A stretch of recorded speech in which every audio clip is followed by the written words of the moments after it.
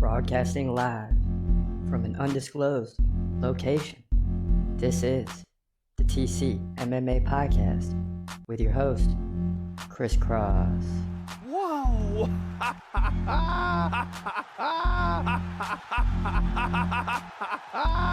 Dana White privilege.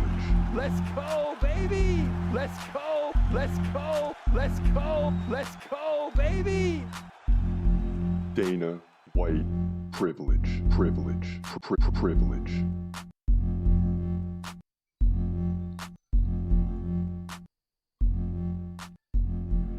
What up? This your boy Chris Cross checking in. This is a TCMMA podcast. Check us out on Facebook and Instagram at Chris Cross MMA or at TCMMA podcast. But let's get right to it because it was a good night of action last night. Make no mistake about it. At UFC Vegas 92, you also had the boxing heavyweight titles on the line, and we're getting to all that.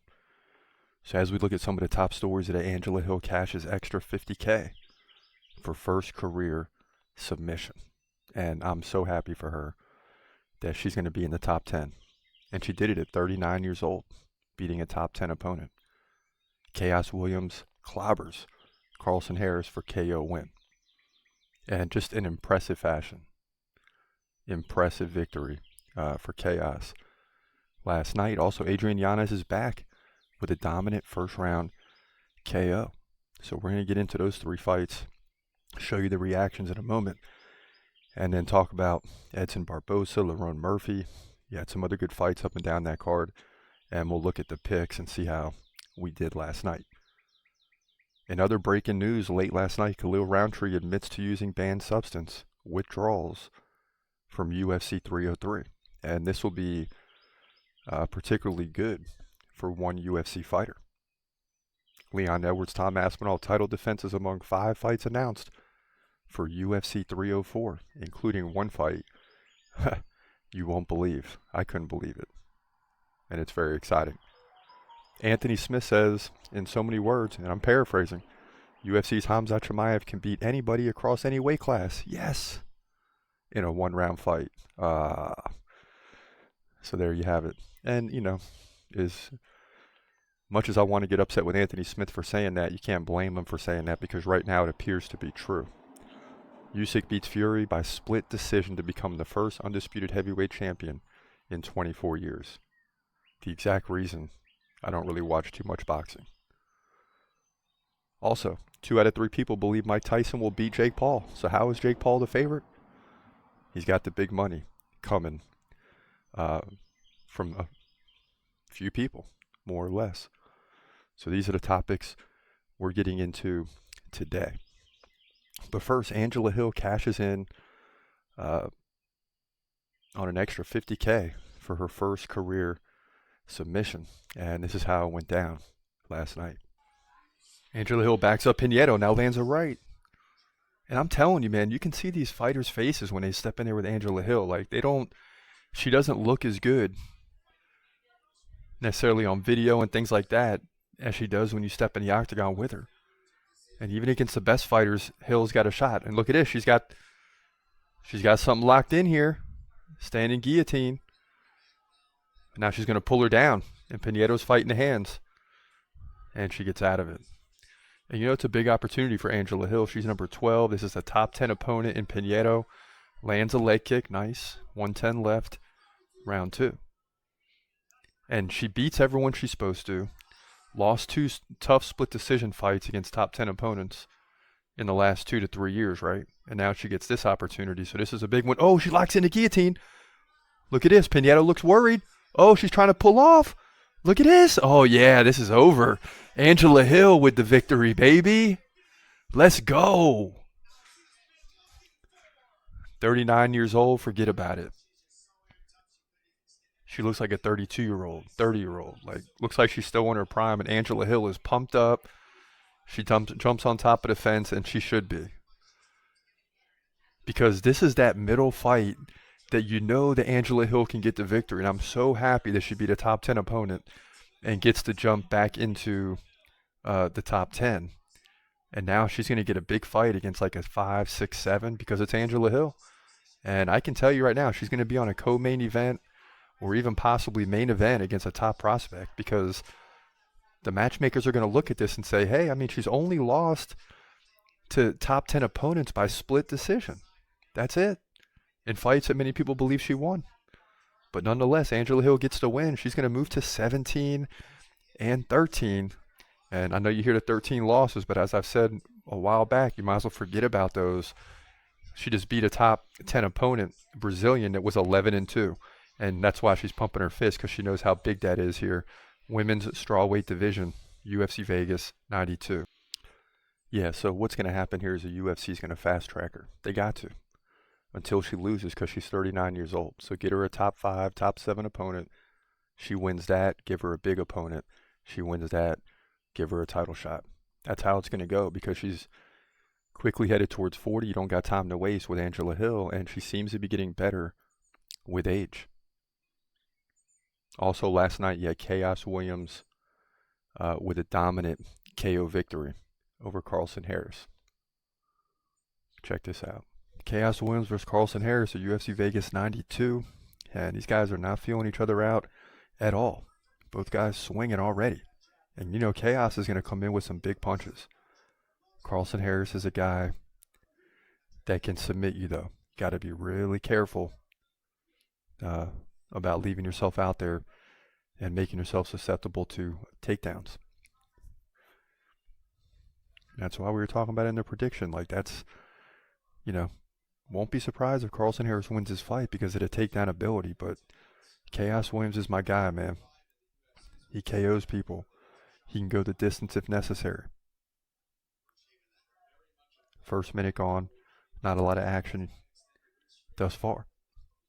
Carlson Harris, you know, is doing a good job with the leg kicks. He's keeping Khaos back. He's trying to land the jabs and really slow down Khaos, who obviously wants to come in and be aggressive. I mean, he's staring you down before the fight. He's not moving at all. He's looking right through you. And there's a little intimidation there. So Carlson Harris is doing the right thing. Ooh. Oh, big right. And that's it. The ref stops it. Khaos Williams, looking like he was about to be in trouble, flattens Carlson Harris with a big right.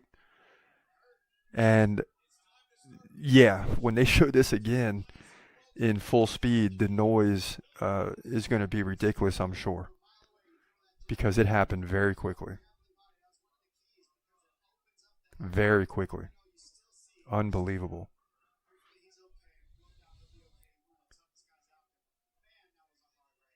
And Carlson Harris is looking up at the doctor. He's fine. I think it just surprised him, you know, because he came in, boom, landed a left, came up with an overhand hammer right hand, and then boom, he just took the right from Khaos. Khaos goes down, boom, yeah, he just caught him and then landed another one, and the second one really finished it. I mean, the first one finished it, but boom, yeah, Carlson Harris is finished. And man, what a finish by Khaos Williams. This guy continues to impress. And see, Carlson just landed a big right, and within 1 second takes a right, and I just think he wasn't prepared for it at all. It was just a complete surprise. Complete surprise. But I'm not surprised, as we've run off 8 wins in a row now, because Khaos Williams is that dude. Yeah, and a little sneak peek there. I mean, we went on a major run last night, and of course Lerone Murphy got the win, so we finished with 9 straight. We're going to get into that in a moment, but also Adrian Yanez, another guy, getting a big finish last night in the first round over Vinicius Salvador. Check this out. Yanez continually walking forward, ducking punches, landing, looking good so far. Salvador letting loose with some left-right combinations, but missing, just hitting air. So right now, early, about halfway through the first round, Yanez is looking, ooh, lands a big left too, is looking good right now. Crisp, solid. I mean, look at him duck the punch, land one. He's countering really well. And despite being shorter, he's having no problem connecting and seeing the punches coming. Oh, a big right drop, Salvador. Okay, come on. Come on, Yanez. Come on, Yanez. Oh, yeah. Oh, yeah. Oh, this is getting close. Yanez is pounding away with the left now. A couple hammers. Multiple lefts. Come on, ref. You got to step in there now. Oh, that's it. Come on, ref. Come on. That's it. Let's go, baby. Let's go, Yanez. Okay. The win streak continues, baby. Adrian Yanez gets the dub. And I don't mean his win streak. I mean ours. We'll take it. Adrian Yanez picks up the KO victory. He's going to move to 17-5. And it should be a TKO, but the ref let it go so long, it's going to be a KO. So Adrian Yanez, 17-5 here. As Vinicius Salvador lays on his back, he'll be all right. Bantamweight division, UFC Vegas, 92. Yeah, and so I prepared you guys last week in the lead up to this card. I said I don't know what's going to happen in the prelims, which remained true. But when we get to the main card, everybody's winning. Everybody is winning. And this is exactly what I'm talking about. You see in the first 3 fights, we lose with Ducote, Cladis, and Rodriguez. And then Pierre Rodriguez was winning until she had an illegal blow. But after that, we run off 9 straight, including Lerone Murphy in the main event. So unbelievable night last night, 9-3. After starting the year 4-7 in the main event, we're back to 9-8. So we've won 5 of the last 6. So we're back on a roll, and we stretched out our wins to 40 more wins and losses in the overall. We're 125-85. So a little breathing room, not so much in the main event, but just in the overall record. We're back in on the winning side in the main event, and hopefully we can start to pull away throughout the rest of the years. It was a tough year to start, but we're rolling now. That's the main thing. So UFC Vegas 92 is done. You got UFC 302 on deck, but that won't be for 2 weeks until June 1st. And as you know, June is just going to be a wild, wild month. And we kind of need a week off, Memorial Day, to kind of get prepared and just kind of relax, because we got a lot to talk about over the next 2 weeks. Now, as we get back into the news, Khalil Roundtree admits to using banned substance, withdrawals from UFC 303, and he was scheduled to fight Jamal Hill, right? So that fight's not going to happen. And they're probably going to get someone to fight Jamal Hill. Don't know who it will be.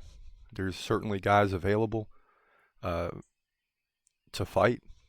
We'll have to wait and see if somebody wants to step up on somewhat short notice. I mean, you still have like a month before that fight takes place, so plenty of time.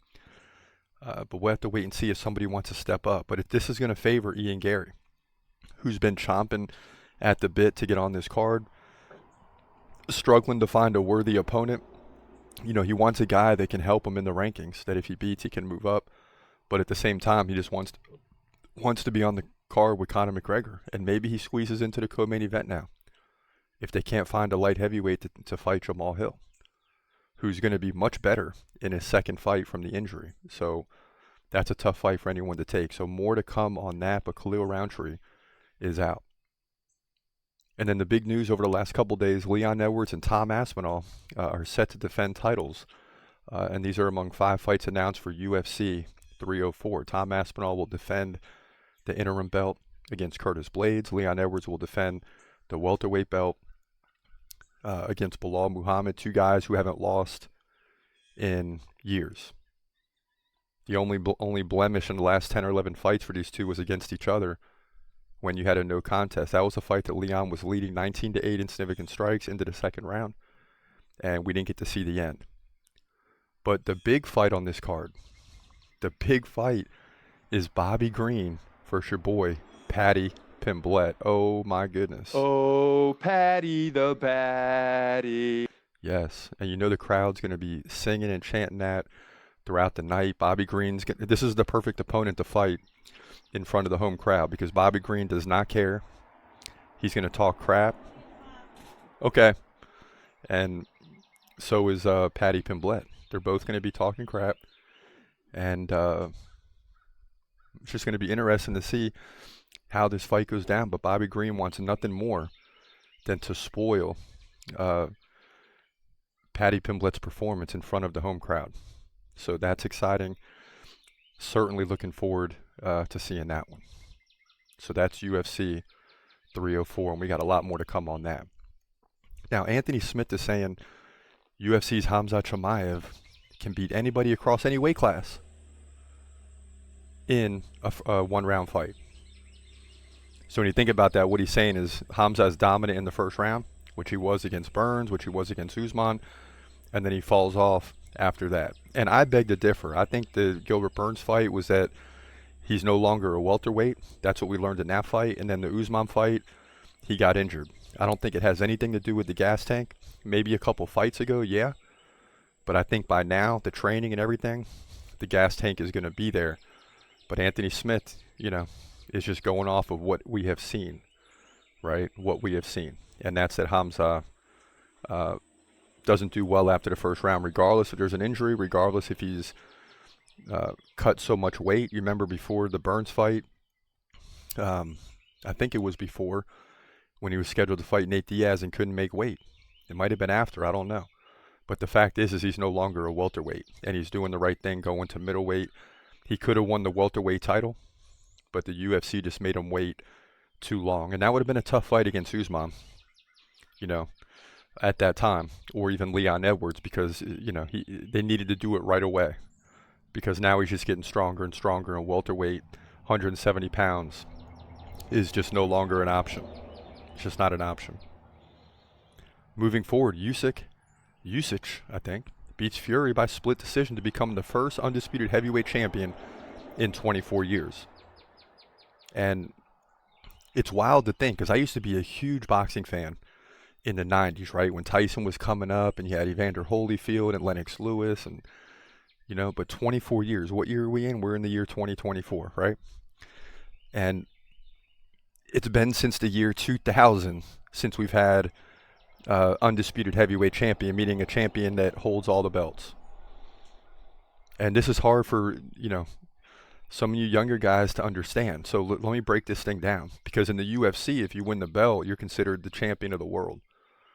We don't need to unify the Bellator and UFC belt or the PFL. And we don't, there's no unification. It's just the UFC champion is the best in the world. What happened to boxing is you get 4, 5, 6 different promotions. Maybe it's 4 that all have different belts. And a lot of times they don't want their champion to fight the other champion, because then, they want to be separate. And you got to go through the promotions to book these fights, and you can never get them set up. So it's been 24 years since you can say, hey, this guy is the real heavyweight champ. All you could do for the last 24 years is speculate. Well, you got 3 heavyweight champs. We don't know who the best is, and they're never going to fight. So it's crazy. And that's what I keep telling you about the UFC, is we want the UFC to remain supreme. And a lot of times in business, they don't want one company to have a monopoly or monopsy or whatever they call it. But at the same time in sports, it's necessary, because you need to know who the champion is. Not who the 4 champions are, but who the champion is. And at least now in this situation for boxing, we got Usyk, and we'll see how long he can maintain as the number 1 guy. Right? How long can he keep the belts unified? That's what we're waiting to see. Now, 2 out of 3 people believe Mike Tyson will beat Jake Paul. As you can see there, of course, still early in the voting, but this trend will continue. Mike Tyson with 66% of the vote, so that's basically 2-1. So why is Jake Paul the favorite?